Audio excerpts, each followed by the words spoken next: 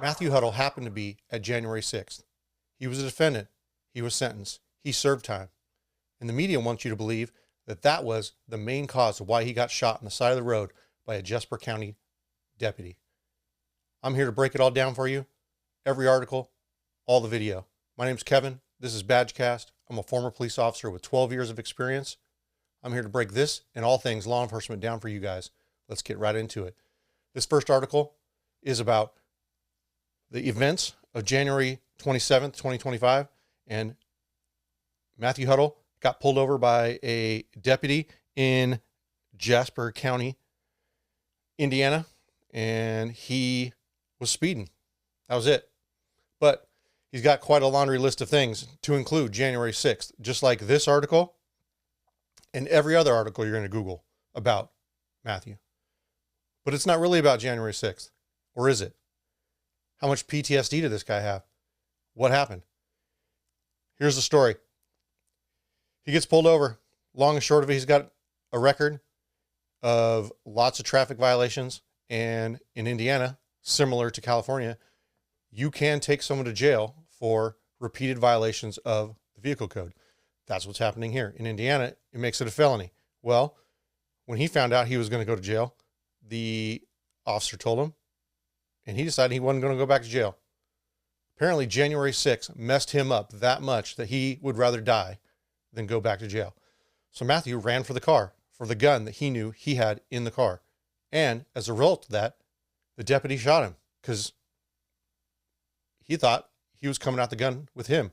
At least he had to believe that. Well, I got the video for you. I got lots of articles here. That's the long and short of it. January 27th, they didn't really have a whole lot of information. This article talks about how there was an altercation. Didn't really have an altercation. The cop kind of just chased him back to the car. But again, every single article wants to make the prime focus January 6th because we in this country just are infatuated with January 6th and what happened or what didn't happen. And I'm not really here to get into all the particulars on that, but I'd love for you guys to get in the comment section and talk all about January 6th if you want. But if you like this kind of content, subscribe to the channel, like this video, share it with your friends, and we'll keep making them. Again, man pardoned for January 6th, feared returning to jail before a deputy killed him on a traffic stop. Ultimately, I think it's going to be a good shoot. I got a couple officer safety things we'll go through at the end of the video. But let's just click over to it, and you guys can take a listen, take a look, and tell me what you guys think as well down in the comments.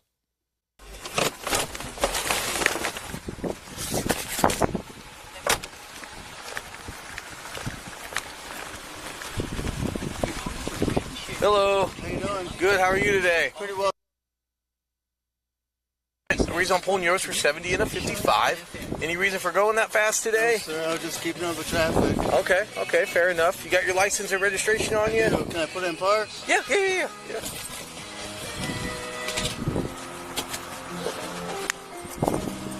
Where you coming from today?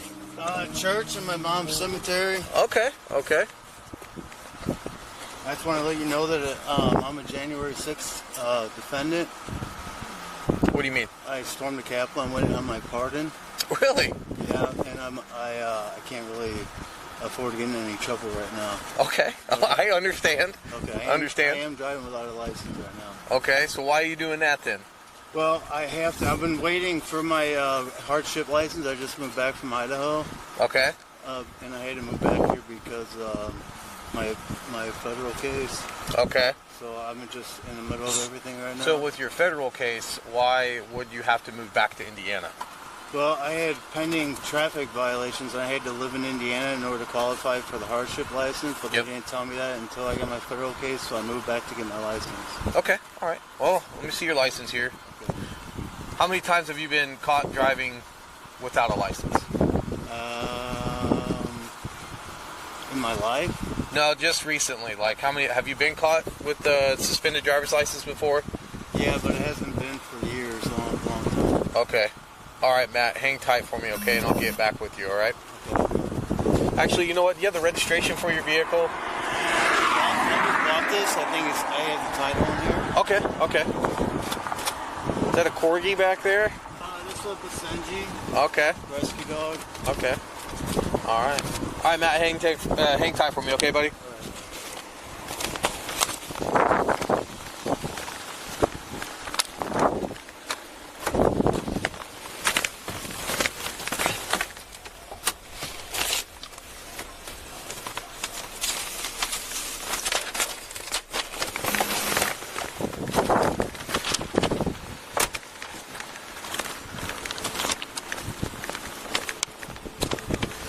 Hey, Matt, you want to go ahead and shut your vehicle off and step back here with me real quick? Yep.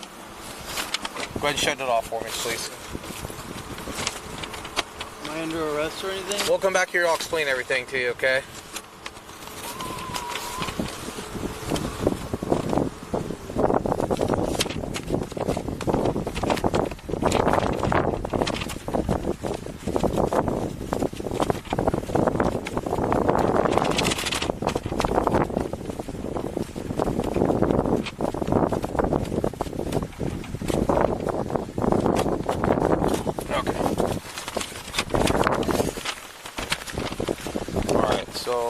Hold on to this real quick while I explain it to you. Okay, so today you're getting off with a verbal warning for the speed. However, you're a habitual traffic violator. I know. Which means that you are at a felony status for driving while suspended.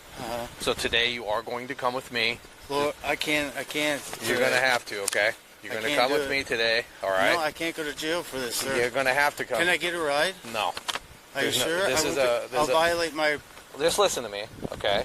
Number one, it's a felony offense. There's no leeway with felonies in the state of Indiana. Now, maybe if it was a misdemeanor offense, I could work something out with you, but it's not a misdemeanor. It's a felony offense, okay? So that's why I can't work with you today with it, okay? I understand your circumstances, but you understand that you can't drive, okay? So your driving has resulted into this situation, okay? Now, what I'm going to do, all right, is I'm going to put your information right here for a sec. I want you to turn around and put your hands on. Don't you do it, buddy! No. I'm shooting myself. No.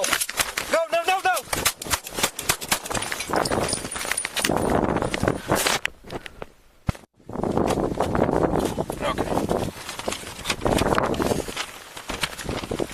All right, so I'm going to hold on to this real quick while I explain it to you. Okay, so today you're getting off with a verbal warning for the speed. All right, that's probably good enough. You guys got to get the gist of that. You know, this last little part's just the dash cam from the car. But, I don't know. So, let's back this whole thing up just a little bit. I don't like, again, this is an academy thing. They're going to teach you to stand behind the B-pillar, put yourself in a position advantage. And when I was running motors and I wrote a lot of tickets. I mean, I stood right in the middle of that door because you can see everything. There's a point in time, he's over here digging for stuff. And then when he finally goes back and is going to start running and probably in the car, he gets fully back in the car of the patrol car. And they chopped this video up because I think this video is actually like 9 or 10 minutes long. But being inside the car, you can't hear as much. Go around to that passenger side, leave the door open. You have protection still. You have visibility. You can use your ears, hear what's going on. Not real crazy about that. In the longer version of this video, he calls for backup knowing that he's going to be arresting him. That happened in this time period right here. So if you know you're going to arrest him, why not just drag this thing out? Why not just sit there? He can sit up there. You can sit in the car, stand at the car, whatever you're going to do until your backup gets there. You know you're going to arrest him. Why do this whole altercation, a potential altercation, without someone else there with you? Don't understand that part. So then he goes back. Now he's going to pull him out of the car. But this whole time period, when he tells him to get out of the car, like he rolls the window up and then it's an eternity before he finally gets out of the car. What's he getting out? What's he doing? What's happening inside that car that he can't see? Again, still standing behind the B-pillar. There's no reason for you. You stand right in the middle of the window. Full vision. If you got to crank rounds through the windshield, through the side window, you can do it. There's no reason that you can't be up there. It's just academy ingrained into you stuff. Well, finally gets him out, and you can just tell his whole demeanor back here at the back of the car he is anxious and stressed out and trying to figure out how he's going to get out of the situation. And he finally just decides, I'm not going back to jail. You can't do it. So whatever happened in federal prison with this guy and all that January 6th stuff, I think it messed him up. And I mean, he's been to jail a lot before. The DUIs, he's got all kinds of stuff when you look at how the DA wrote up the whole thing. So let's break down this January 6th thing a little bit with him. Ultimately, him and his uncle, I think it was his uncle, the uncle wanted to go to the rally. And so he called up Matthew to go with him. So they decided to go. Ultimately, they all get there. They go to the rally. The whole thing happens. This press release from the federal attorney general's office. Ultimately, this outlines the uncle's activities and behaviors and poking cops with flagpoles and things like that. Very little information in here about Matthew's behavior.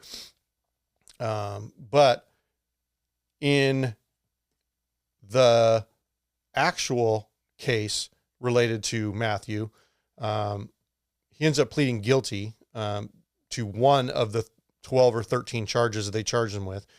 And the DA recommended the 10-month incarceration with 1 year supervision.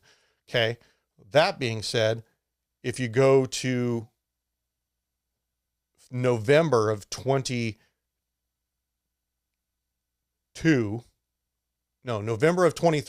is when this happened.